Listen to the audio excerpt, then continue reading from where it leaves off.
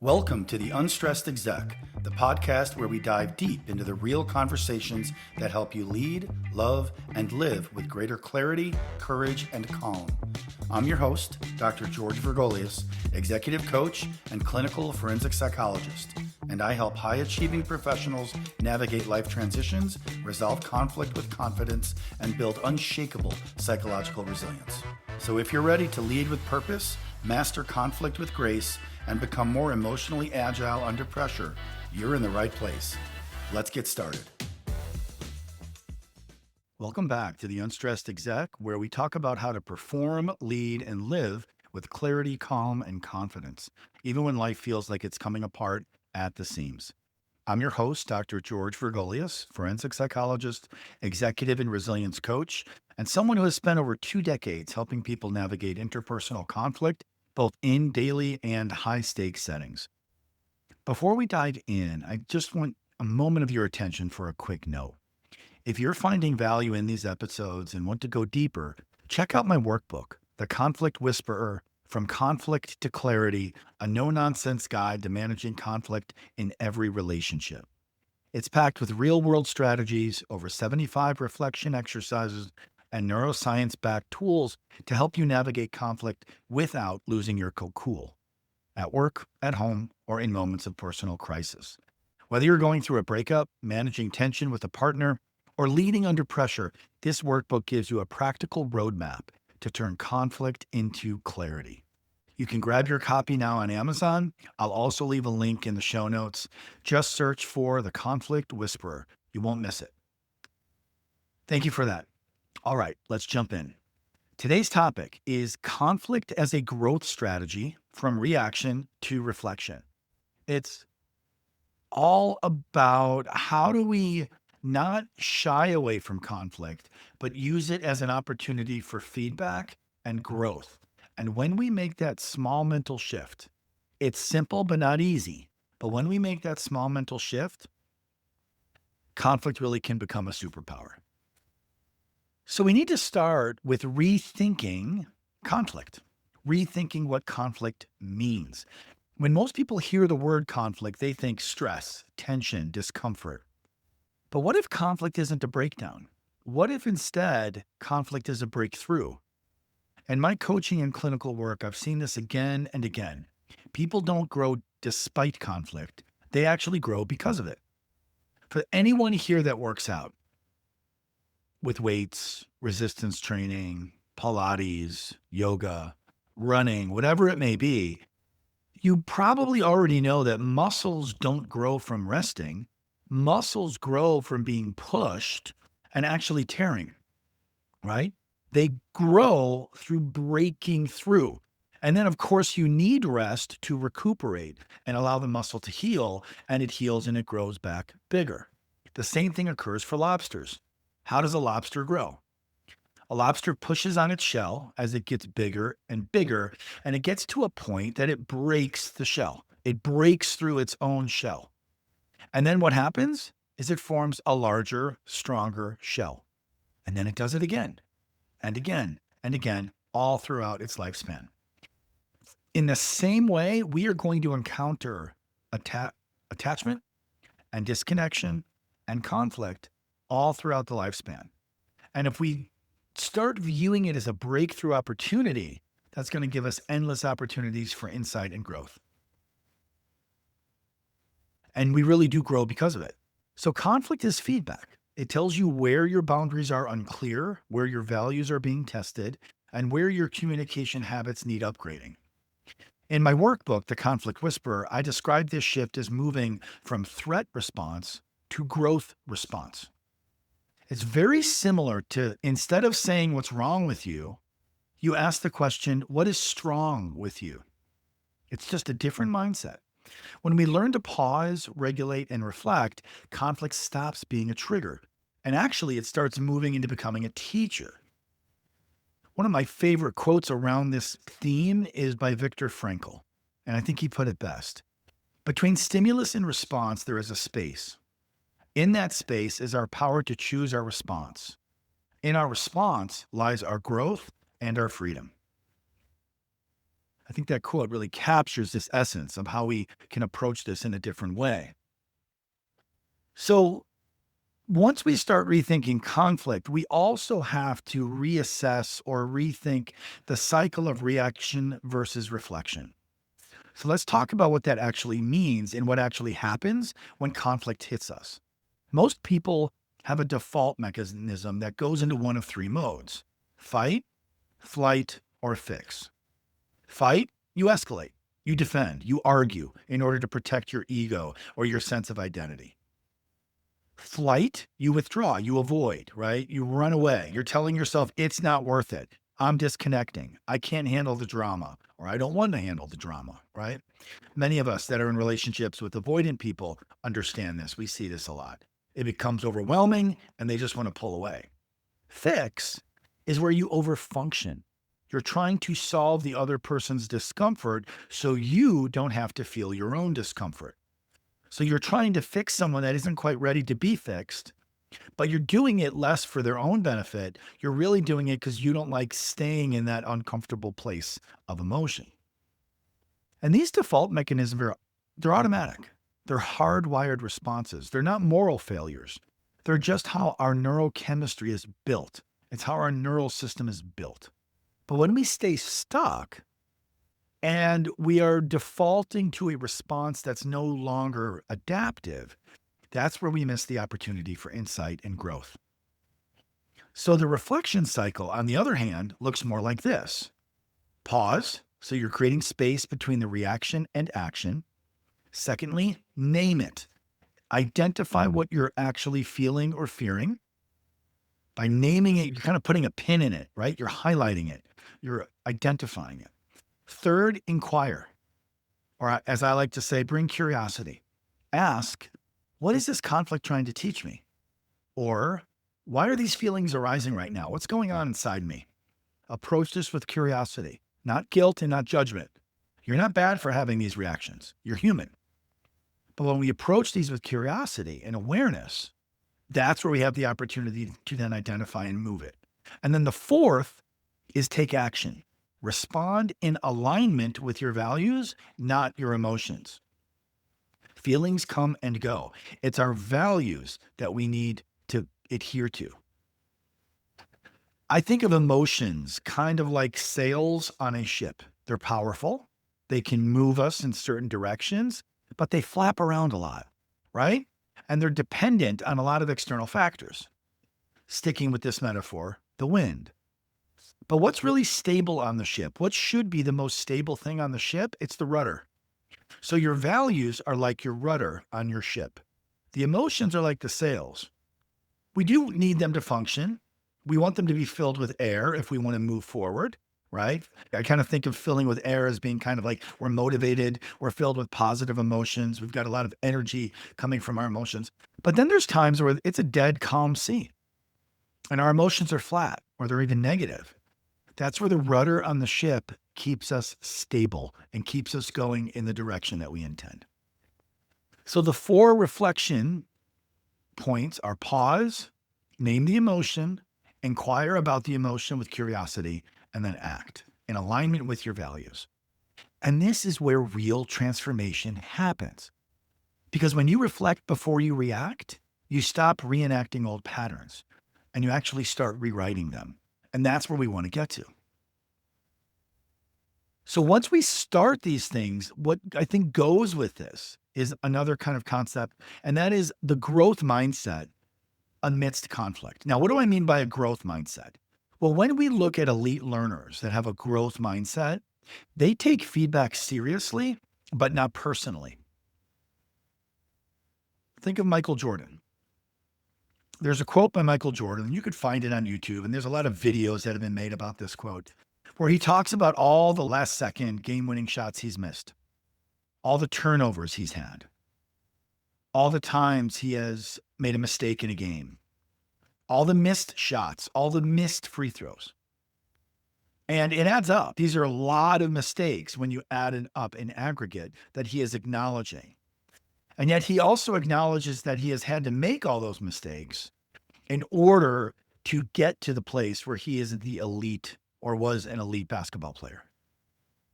So when we think of growth mindset, we are approaching setbacks and mistakes as feedback.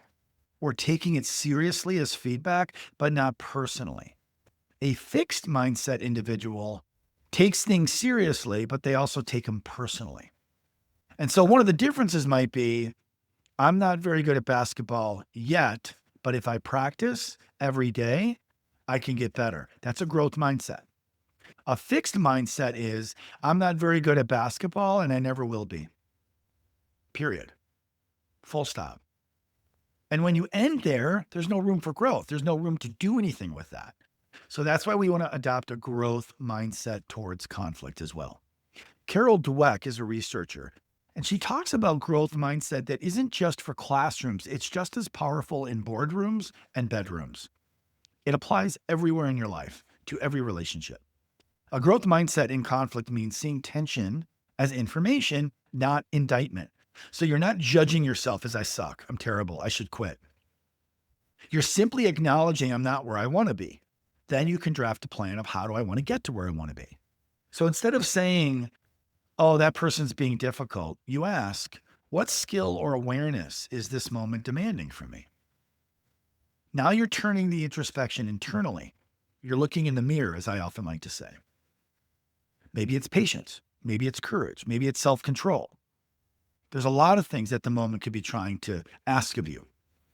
And when you take a pause and you think about that, now you are in more of a controlled place. And when you're in more control, you are more open to learning. And guess what happens when you learn? You grow, right? It all ties together.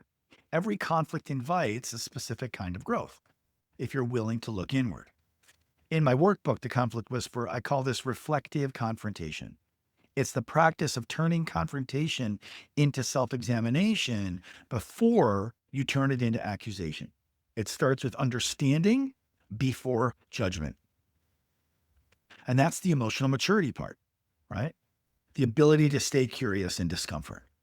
And I'm going to share something with you that maybe your therapist is not going to. And that is the harsh reality is in any given relationship, and certainly within any given argument, someone in the room is going to be more of the adult at that moment. You might be the adult in the room. Sometimes you may not be. It all depends on how well both people are self-regulating and how balanced they are and how aware they are of what the moment is demanding. And there's times in relationships where maybe due to one's traumatic past or difficult experiences they had as a child or issues they're working through, they just don't have the same emotional capacity to stay and stick with difficult feelings. And so there's times that you might be the adult in the room. You might be the one that has to engage in that reflective confrontation. And you have to first own, what is this conflict trying to teach me? And what do I need to be aware of? And then from there, use it to better the argument or better the confrontation towards a resolution. And that is emotional maturity. There's no way around it.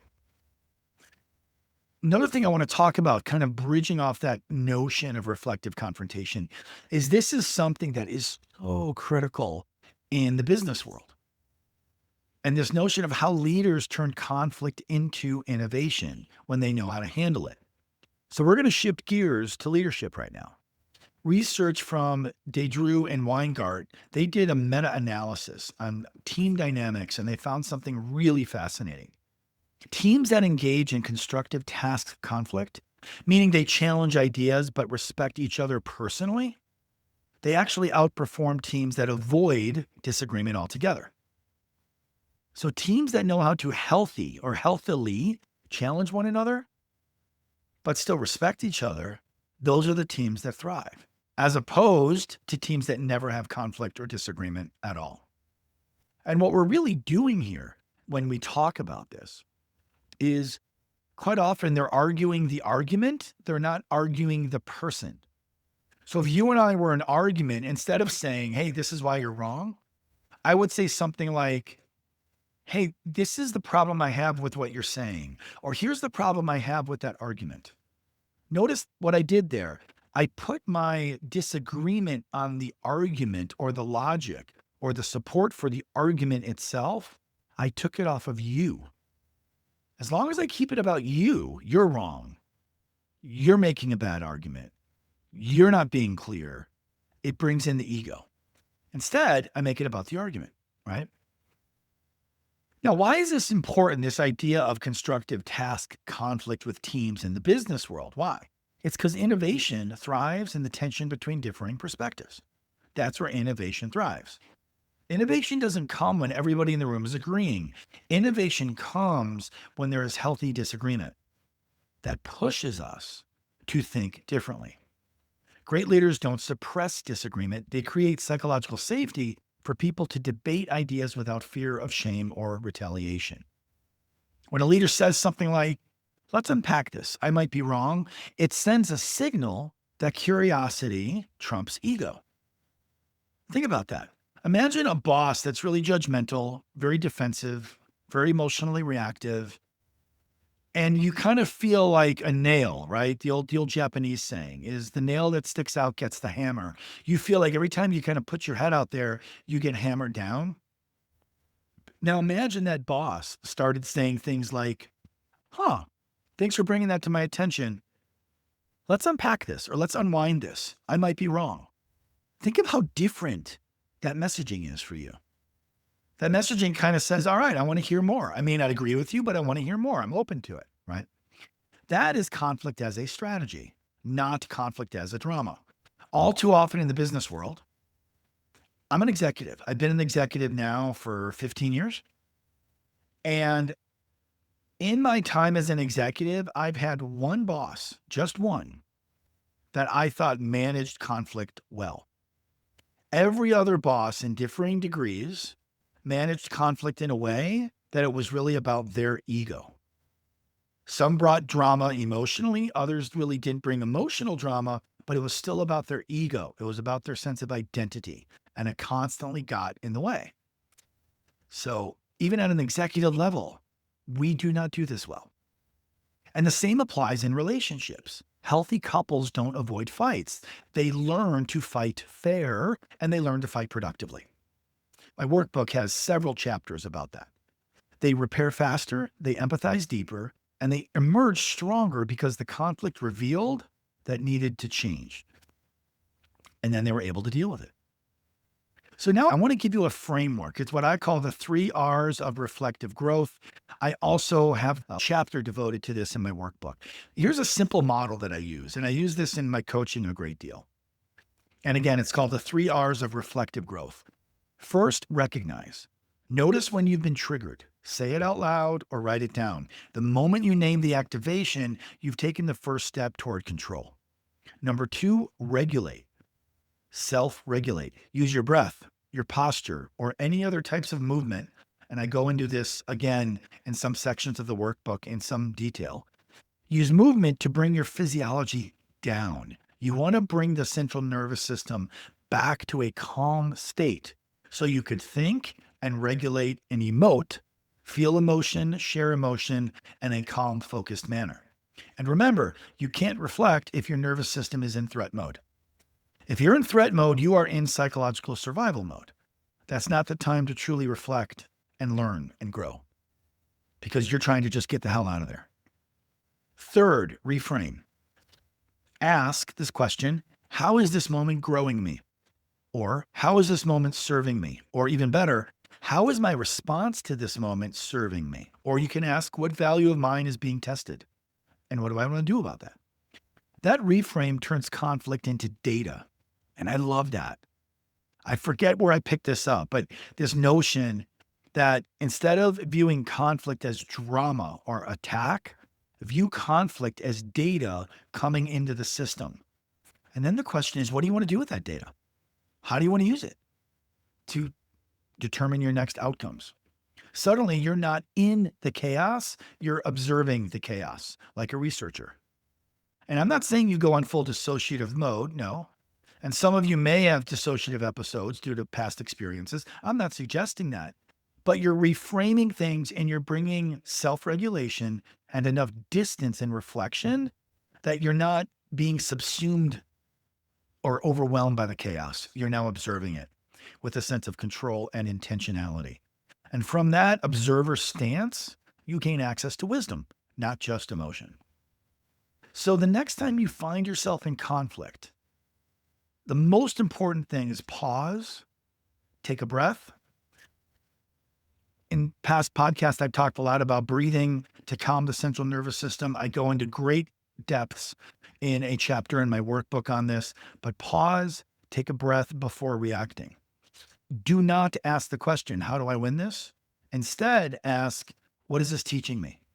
Or how is this serving me? That's the essence of reflective leadership and, frankly, of emotional evolution in every conflict across all areas of your life. Conflict doesn't just reveal who others are, it reveals who you are and who you're becoming. And that's what's so important. So often we review conflict as showing somebody else who they are, showing their behind, right? Showing their true nature. And while that can be true, the conflict is also showing you who you are in terms of how you're choosing to respond. All right. So if today's conversation hit home and you're ready to take the next step from insight to action, I highly recommend go check out my workbook, The Conflict Whisperer: From Conflict to Clarity. This isn't fluff. It's practical, no BS guidance that is designed to help you break the cycles of reactivity, build emotional strength, and navigate conflict with more confidence and much less chaos. You'll get hands-on exercises, over 75 of them, powerful frameworks, and mindset shifts that I use every single day with clients, from high-achieving executives to people who really are just trying to hold their personal lives together. It's available now on Amazon. I will drop a link in the show notes, or you can easily search on Amazon for The Conflict Whisperer. It's the only one you're going to see. It's a black cover with two hands holding an orange-colored daisy. You can't miss it. As always, thank you for being here. Thank you for doing the work and for choosing to be the calm in the storm. Now your call to action. Insight without action changes nothing. If you're ready to turn awareness into movement and stress into strategy, coaching can be the catalyst. Coaching will change you. Reach out to set up a free consultation. You can find me at www.theunstressedexec.com or on TikTok, Instagram, Facebook, and YouTube as The Unstressed Exec. Let's create real momentum starting now. Until next time, I'm Dr. George Vergolias, The Unstressed Exec. Thanks for listening. See you soon. And remember, shift happens.